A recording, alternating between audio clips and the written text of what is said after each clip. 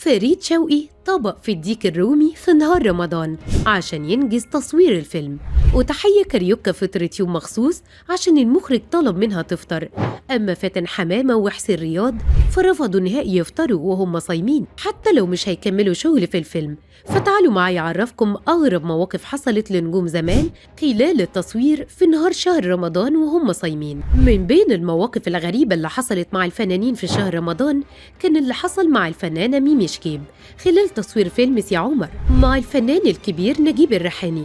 وكان واحد من المشاهد لازم تظهر فيه ميمي شكيب وهي بتعفر الدخان أو بتشد كام نفس، وطلب منها المخرج إنها تعمل كده، لكنها اعتذرت لأنها صايمة. وشاف المخرج إنها تمسك الاسبارس في إيديها وهي بتطلع دخان وهو يصورها، لكن بعد ما وافقت ميمي شكيب وبدأ التصوير اندمجت في التمثيل، وفجأة نسيت إنها صايمة وبدأت تشد وتطلع